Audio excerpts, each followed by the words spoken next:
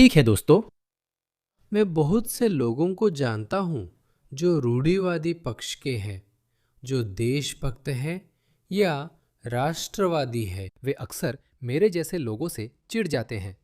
Tommy Robinson और बहुत सारे अन्य लोग हैं जो सांस्कृतिक राष्ट्रवादी या परंपरावादी हैं, जो पश्चिमी सभ्यता के लिए लड़ रहे हैं। वे अक्सर पूछते हैं, हम यहूदी लोगों का समर्थन क्यों करते हैं? क्यों? क्योंकि रूढ़िवादी पक्ष में बड़ा वर्ग है जिसे इजराइल पसंद नहीं, इसलिए वे यहूदी लोगों से नफरत करने लगते हैं। वे हमें यहूदी लोगों का समर्थन करने पर नफरत करते हैं।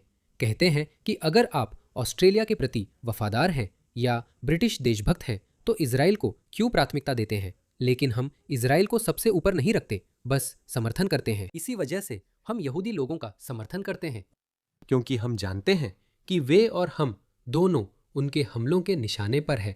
हमारा दुश्मन एक ही है, वो है इस्लाम, या अगर मैं सुरक्षित रहूं तो इस्लामवाद। ये फर्क है, पर असली अंतर नहीं। हम जानते हैं कि ये लोग जहां भी जाते हैं इस्लामवादी, और फिर कह रहा हूं, इसमें कोई फर्क नहीं, बस सुरक्षित रहने के लिए कह रहा हूं। इस्लामवादी यहूदियों से नफरत करते हैं। यहूदी लोग हमेशा उनका पहला निशाना बनते हैं, क्योंकि वे उन्हें कमजोर और कम संख्या में मानते हैं। वे हिंसा के लिए नहीं जाने जाते, वे गैंग बनाने और हिंसक आपराधिक अंडरवर्ल्ड के लिए नहीं जाने जाते, वे इसके लिए नहीं जाने जाते। इसी कारण वे आसान शिकार बनते हैं और उन पर सबसे पहले हमला होता है। ये हमने मेलबर्न, सिडनी और बॉन्डी नरसंहार में देखा है। हमने ये लंदन में भी देखा है, एक ऐसे स्तर पर जो आम लोगों के लिए समझ से बाहर है। मुझे समझ नहीं आता कि कोई यूके में कैसे रह सकता है। इसे देखिए, यह यूके से अभी अभी आया ताज़ा वीडियो है। यह सुंदरलैंड है। इसे देखिए, आक्रामक प्रवासी पुरुष खुलेआम दिन दहाड़े एक दूसरे पर मछेटी से हमला कर रहे हैं, पूरी दुनिया के सामने। शुक्र है यहाँ एक भी ब्रिटिश व्यक्ति नहीं है। ये सब दिन दहाड़े हो रहा है, जबकि न पीड़ित न अपराधी ब्रिटिश है। इसे देखिए, इसमें कोई हैरानी नहीं कि आपको पीछे कोई नजर नहीं आ रहा, आसपास कोई लोग नहीं है।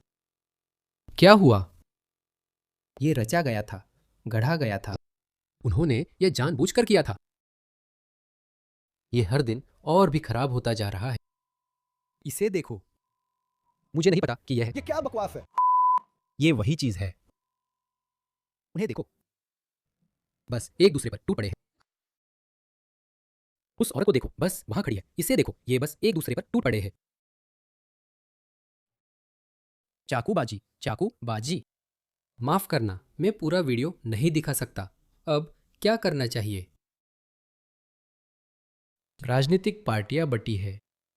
जब तक पूरा देश दक्षिण पंथ के पक्ष में वोट नहीं देता, मैं हमारी संसदीय लोकतंत्रों से और ज्यादा निराश होता जा रहा हूं। मुझे लगता है कि अमेरिकी लोकतंत्र ने इन परिस्थितियों में, या कहें कि पिछले 250 वर्षों में, दुनिया ने उनके सामने जो हालात खड़े किए हैं उनमें अच्छा प्रदर्शन किया है।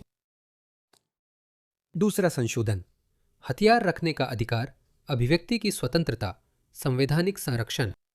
ये प्रावधान लगभग 250 साल पहले उनके संविधान में डाले गए थे, जब इंटरनेट, रेडियो, टेलीविजन का जमाना नहीं था। कुछ लोग इस पर सवाल करते हैं।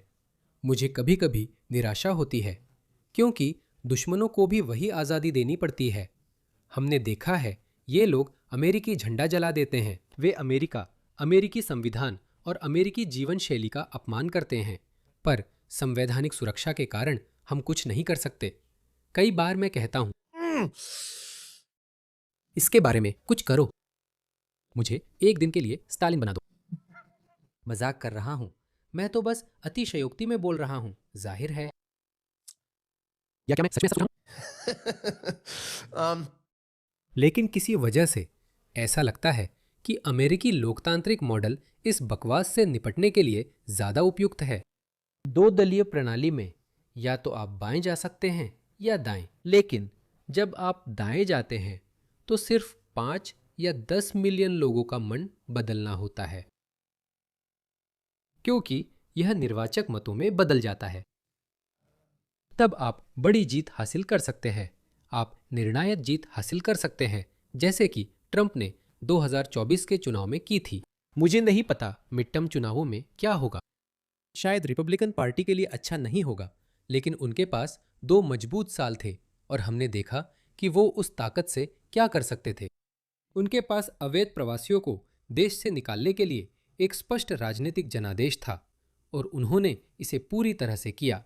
भले ही ये सारे वामपंथी डेमोक्रेट्स विरोध कर रहे थे, वे उन्हें रोक नहीं सके। मुझे लगता है अमेरिकी मॉडल शायद सबसे अच्छा हो सकता है। मैं ऑस्ट्रेलिया को लेकर थोड़ा सा चिंतित हूं। हाँ, हमारे यहाँ 2 दलीय प्रणाली थी, पर मुझे लगता है कि हम यूके की तरह बहुदलीय, शायद 4 दलीय प्रणाली की ओर बढ़ रहे हैं। लेबर और ग्रीन्स, वन नेशन और नेशनल्स और लिबरल्स, जिन्हें गठबंधन के नाम से जाना जाता है। जब बहुत रसोइये हो, खिचड़ी बिगड़ जाती है। खैर, तो मैंने ये वीडियो इसलिए बनाया है ताकि आपको दिखा सकूं कि यूके कितना बुरा है। इस नए वीडियो को देखिए। यही वजह है कि हम यहूदी लोगों का समर्थन करते हैं, क्योंकि वे आसान शिकार हैं। वे धरती के सबसे बुद्धिमान लोगों में से एक हैं। उन्हें सदियों से सताया गया है। असल में उन्हें 2000 सालों से सताया जा रहा है। वेस्पासियन ने उन्हें बाहर निकाल दिया था, तो वे बिना देश के रहे हैं और इसी वजह से वे सबसे आसान निशाना बने हैं। अब यहां तक कि पश्चिम में भी। इस वीडियो को देखिए, ये अभी अभी आया है। एक मुस्लिम जो कट्टर नहीं बल्कि सामान्य है, एक यहूदी आदमी को देखता है जिसकी शक्ल सूरत साफ तौर पर यहूदी है। वह उसके पास जाता है और वह उस पर हमला करता है। वह बाइक पर जा रहा है। वह एक यहूदी आदमी को देखता है और उसकी तरफ आता है। मैं बस काम पे हूँ। हाँ, काम पे जा रहे हो? कुछ काम कर रहा हूँ। मैं तुम्हें परेशान नहीं कर रहा हूँ। तुम क्या कर रहे हो रैंडी? तुम क्या कर रहे हो रैंडी? तुम्हारी वीडियो बनाई जा रही है और तुम्हें बहुत सारे लोग देख रहे हैं। तुम क्या कर रहे हो? क्या मैंने तुम्हारे साथ कुछ किया है? क्या मैंने तुम्हारे साथ कुछ किया है? तुम क्या कर रहे हो? रैंडी, बॉब, तुम क्या कर रहे हो? रैंडी? ओह यार, काश मैं उससे मिल पाता। मैं सुनिश्चित करता कि वह दंत चिकित्सक के पास जाए। मैं बच्चे का हत्यारा नहीं हूँ। रैंडी, तुम क्या कर रहे हो? तुम बच्चे के हत्यारे हो। मुझे नहीं पता कि यह यहूदी व्यक्ति कितने साल का है। उसकी आवाज कम उम्र की लगती है, लेकिन यहूदी लोग किसी वजह से लड़ते ही नहीं। वे बहुत सभ्य लोग हैं। वे लड़ना भूल चुके हैं। इस आदमी को देखो, यह छोटा है और इसके दांत टूटे हैं। मैं इसे स्क्रीन पार से पकड़ सकता हूं। मैं ये नहीं कह रहा कि मैं कोई प्रोफेशनल फाइटर हूं। मैं हूं भी नहीं, लेकिन इसे देखो। बॉब, अगर तुम सोचते हो मैं मजाक कर रहा हूँ, तुम्हारा जबड़ा तोड़ दूंगा छोटे कमीने। उसे मार डालो। क्या तुम बेवकूफ हो? मैंने किसी बच्चे को नहीं मारा, लेकिन अगर तुम यूं ही बकवास करोगे तो यहाँ कत्ल हो सकता है और वो मैं नहीं होऊंगा। बॉब, कौन है कैमरा? मैं तुम्हारा जबड़ा तोड़ दूंगा अगर तुम गहने नहीं तोड़ते। तुम अपने बच्चों को पनाथन में मारते हो। हाँ, तुम अपने बच्चों को पेरिस में मारते हो। मेरे पास है। तू हरामी साले, पेल्टाइन में मफोत की तू आ रहा है। तेरी जबड़ा तोड़ दूंगा। तुम गंदे हरामी यहूदी। ऐसा बिल्कुल मत करना। उसका दरवाजा हटा दो। मत करो। हाँ, तुम गंदे हरामी। दोस्तों, हमें क्या करना चाहिए? जब ये बड़े पैमाने पर हो रहा हो तो हमें क्या करना चाहिए? ये हर हफ्ते हो रहा है। कुछ हफ्ते पहले यहूदी एम्बुलेंस चलाई गई थी। पहले उन्होंने कहा शायद यहूदी खुद होंगे। वे ब्रिटिश पाकिस्तानी थे। उनमें से एक असल में ब्रिटिश पाकिस्तानी नागरिक नहीं था। वो हाल ही में पाकिस्तान से आया था। मेलबर्न और सिडनी में यहूदी रेस्तरां व व्यवसायों पर आगजनी हुई है। मुझे दर्जन भर घटनाएं याद आ रही हैं। मेरे दिमाग में तुरंत आ जाती है। मुझे लगता है 2023 से अब तक 50-60 घटनाएं हुई है। याद है, ये लंदन में हुआ था। ये घटना 7 अक्टूबर के ठीक बाद हुई थी।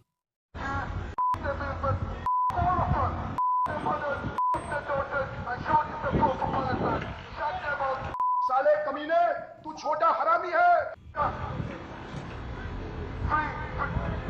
और मेड पुलिस ने कहा कि हम कुछ नहीं कर सकते थे। हाँ, इसके बारे में कुछ नहीं कर सकते थे। क्योंकि वे केवल शब्दों का प्रयोग कर रहे थे। ठीक है, मैं इस व्यवहार का समर्थन नहीं करता। जाहिर है इस व्यक्ति के व्यवहार का नहीं, लेकिन इस व्यक्ति को तुरंत गिरफ्तार कर लिया गया।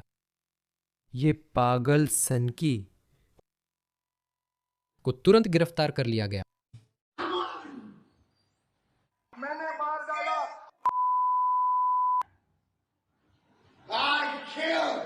मुझे मैंने मार डाला। मैंने पॉपकर को मार डाला। वो साफ तौर पर नशे में अस्थिर और 50-80 साल का है। उसे गिरफ्तार किया गया है। यही उसने मस्जिद में किया, लेकिन मैं इसकी सिफारिश नहीं करता। यह निंदनीय है, लेकिन उसे सिर्फ नशे में हंगामा करने के लिए गिरफ्तार किया गया। वे लोग, वह मुसलमानों का काफिला, आम मुसलमान, यह कहते हुए कि यहूदी बेटियां, उनकी बहनें, सब कुछ ठीक है। 2 टियर कीर, 2 टियर पुलिसिंग। मुझे लगता है कि यह वास्तव में ऋषि सुनक के समय में हुआ था। ये वाकई अंधेरे समय है, और ऐसा लगता है कि चीजें बेहतर होने से पहले और भी बदतर होती जाएंगी, अगर वे कभी बेहतर हुई तो।